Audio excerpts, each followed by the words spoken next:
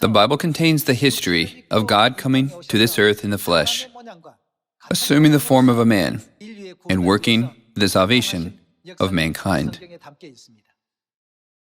When God came to this earth in the flesh, what was He called? He was called by the name Jesus. He had eyes, a nose, a mouth, ears, and internal organs, just like us. He came to this earth in the form of a human body. Do you know how many people said, "I believe in God," when He came to this earth in human form?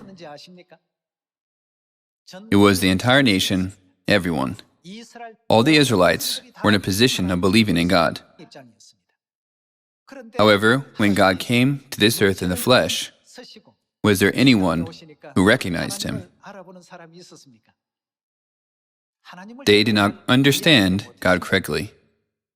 Let's take a look at Isaiah chapter 9, verse 6. In chapter 9, verse 6, it is written, "For to us a child is born, to us a son is given." Whom does the child here represent?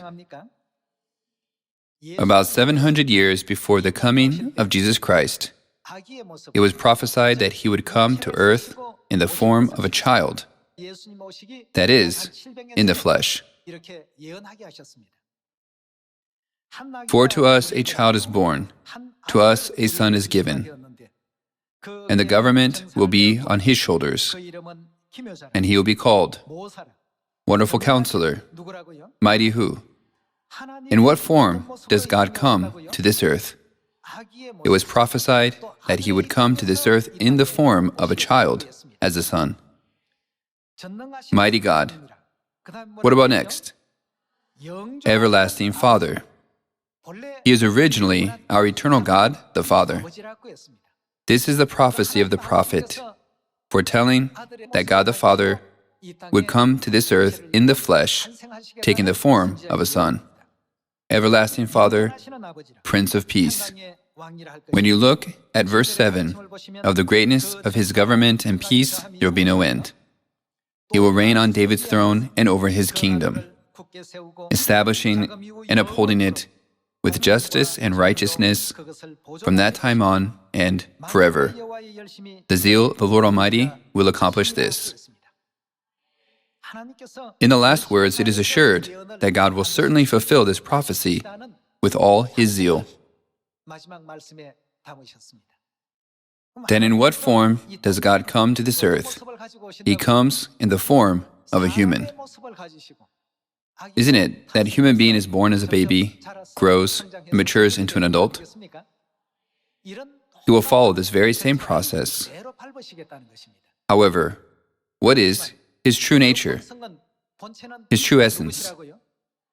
The Bible prophesies He is the everlasting God, the everlasting Father. According to this prophecy, Jesus Christ was born in Bethlehem and raised in Nazareth. At the age of 30, He was baptized by John the Baptist and began to preach the gospel. He appeared on this earth in the flesh to show the bright light of truth to human beings trapped in darkness, and to fully reveal the glorious path that leads to the kingdom of heaven.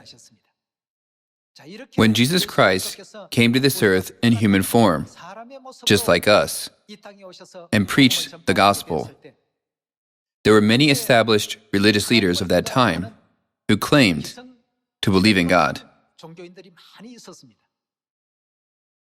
The Bible refers to them as the Pharisees and teachers of the law. Those who claimed to know the Scriptures well described the faith that Jesus preached and taught to the Israelites as, "This is a new religion." According to the law of the Old Testament, the most important sacrifices were animals. But Jesus' teaching was completely different. He said, "It is important to have faith in God." Then what did they call Jesus? Because he was from Nazareth, they labeled him a Nazarene sect. They failed to recognize that the God they believed in had come to this earth in the flesh. Instead, they ridiculed and opposed him, calling him the Nazarene sect.